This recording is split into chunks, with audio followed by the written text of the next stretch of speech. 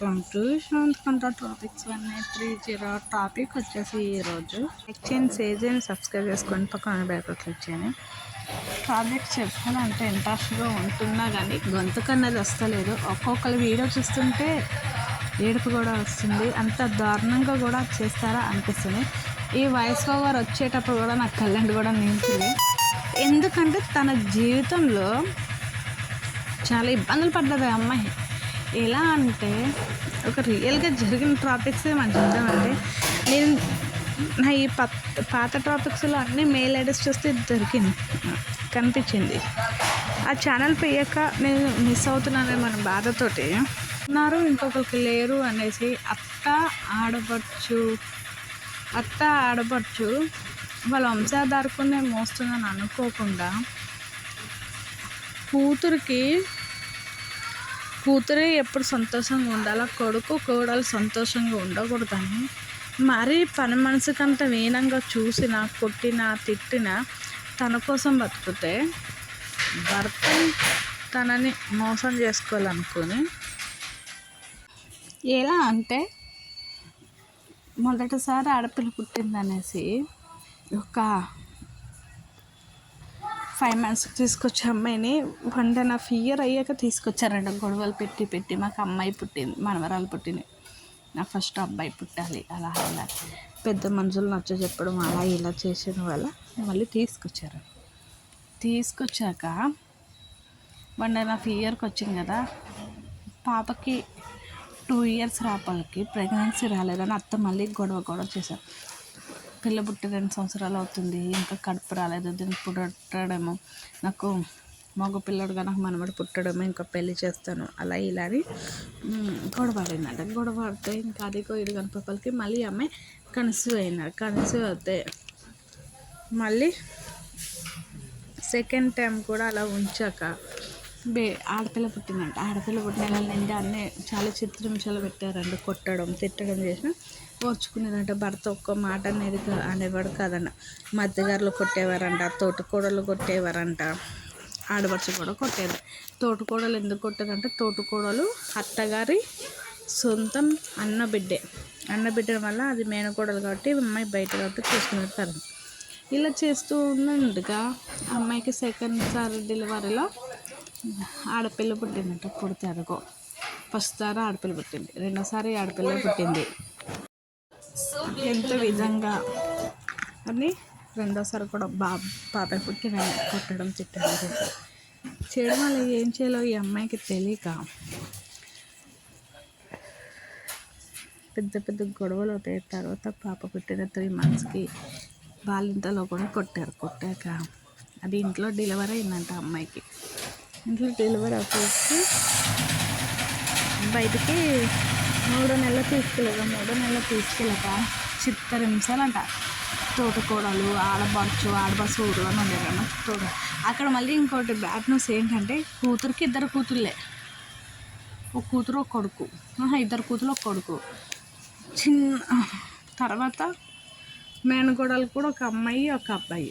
ఈ అమ్మాయికి 2 అమ్మాయిలు పుట్టారని ఇంత హింసలు పెట్టిన వల్ల తను ఏం చేయాలో తెలియక పిల్లలకి పెద్ద పాపకి 5 years, చిన్న పాపకి 3 years ఉన్నప్పుడు వచ్చేసి ఇంకా పెద్ద గొడవలతో వచ్చేసి తట్టుకోలేక చచ్చిపోలేక 2 పిల్లలు తీసుకొని పుట్టింటికి వచ్చేసింది. కానీ ఇక్కడ వదిన కళ్ళల్లో పెట్టుకోవాల్సిన తల్లి మొగుడిని వదిలేసి వచ్చావు, అలాంటి దాను ఇలాంటి దాను అని ఈ సంసారం చేయడం రాలేదు అది ఇలాగని వదిన గారు చూసి తల్లి తిడితే ఈ అమ్మాయికి ఏం చేయాలో తెలియక అన్నగారు నాన్న బాగా చూసుకునేవాడంట, తమ్ముడు బాగా చూసుకునేవాడంట. తమ్ముడికి పెళ్ళాక మన తమ్ముడు పిల్లని వస్తే ఇంకా నన్ను సిప్పచ్చు ఏరలా చూస్తుందని 2 పిల్లలు తీసుకొని ఏం చేయాలి కానీ నాన్న దగ్గరికి వెళ్ళి ఆ నాన్న వాళ్ళు తీసుకుని నేను ఎక్కడ ఉన్నాను, నాకు ఇచ్చిన పొలంలో ఒక పాకో పందిరి వేసి నా 2 పిల్లలను పట్టుకుని నేను అక్కడ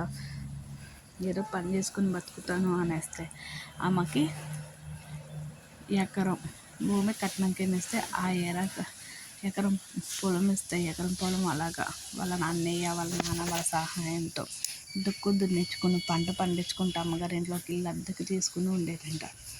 ఆ అమ్మాయి మళ్ళీ చేలు పనుల కంటే వెళ్ళి ఇద్దరు పిల్లలను గవర్నమెంట్లో స్కూల్లో వేసుకొని చదివించేదంట. ఫంక్షన్ అయినా ఏమైనా కానీ అమ్మగారు కానీ పిలిచేది కంటే వాళ్ళ అమ్మ పిలుస్తానన్న ఆ బొద్దున గారు భయం కోసం అమ్మ పిలిచేది కదండి. పిలవకుండా ఫంక్షన్ అయినా ఏమైనా పిలిచేవారు కదండి. అలా కొన్ని రోజులు గడుస్తుండగా పెద్ద అమ్మాయి మెచ్యూర్ అయ్యిందండి. మెచ్యూర్ అయినాక కొన్ని రోజులకి తర్వాత ఏమైందంటే వీళ్ళ అన్నయ్య వాళ్ళ తమ్ముడు ఉన్నాడు కదా, వాళ్ళ తమ్ముడు వాళ్ళ భార్య పెళ్ళైన కొన్ని రోజులకే చచ్చిపోతాయి. కూతుర్నిచ్చి పెళ్లి చేయమని అడిగిందంట వాళ్ళ అమ్మ. నేను చెయ్యను, నాకు తమ్ముడు వయసు మా పెద్ద, నా కూతురు వయసు చిన్నది, నేను చెయ్యను అని అంటే మొగుడు లేరు కానీ గేర ఎక్కువ అలాగే ఇలాగని పెద్ద రచ్చ చేసినాడు. చేస్తే వాళ్ళ తమ్ముడు కూడా నేను చేసుకోను, నా చేతులతో ఎత్తుకుని పెంచిన పిల్ల నేను ఎలా చేసుకుంటాను, నేను చేసుకోను అని వాళ్ళ తమ్ముడు కూడా చెప్తాను. నువ్వు ఎలాంటి వాళ్ళని తీసుకొస్తావు మేము చూసుకుంటాము అని అన్నారంటే. ఇంకా అత్తేపు నుంచి వచ్చిన ఆస్తి కానీ పాస్తి కానీ లేదు. వాళ్ళకి ఇచ్చిన ఎకరం భూమితోటి అలాగా జీవనం వస్తుందంట. అలా రాపలకి పెద్ద పాపకి 20 ఇయర్స్ వచ్చాక ఆ అమ్మాయిని విలేజ్లో ఎట్లుంటుంది, ఇంటర్ చదివేటప్పుడే ఒక అబ్బాయికి ఇచ్చి మ్యారేజ్ చేసిందంట. చేస్తే దీంట్లో ఏమొచ్చిందంటే చిన్నమ్మాయి మెచ్యూర్ అయిపోయింది, పెద్ద అమ్మాయికి మ్యారేజ్ చేసింది 20 ఇయర్స్.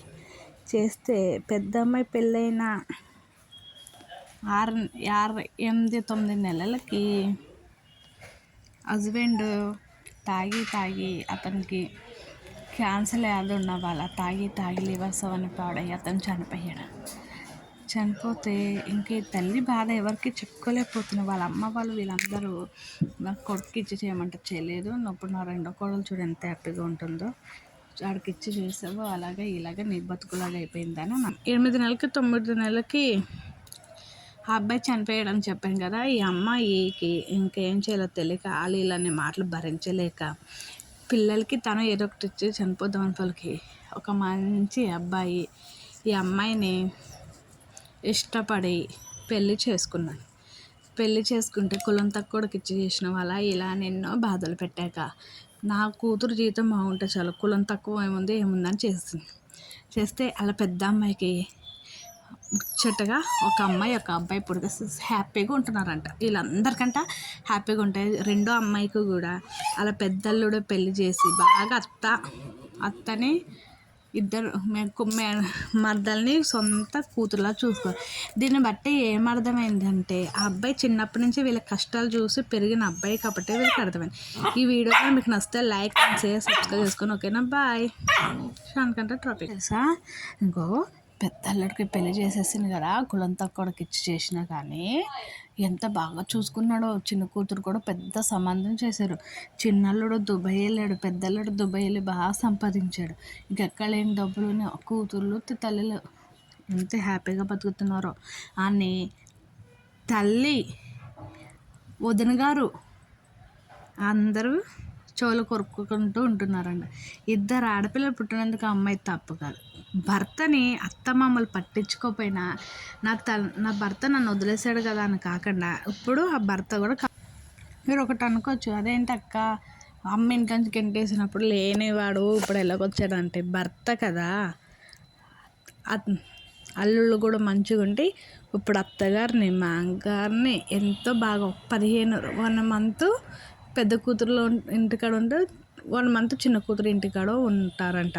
వీళ్ళకి ఒక ఇల్లు కూడా భూమి కూడా ఉంది కాబట్టి హ్యాపీగా చూసి 2 అల్లుళ్ళు అయితే చాలా మంచివాళ్ళంట, బాగా చూసుకుంటున్నారంట, చాలా హ్యాపీగా ఉంటున్నారంట. ఇంకా ఆమె పడిన కష్టాలకి ఫలితం ఇప్పుడు ఆమెకి దగ్గరగా ఒక 55 ఇయర్స్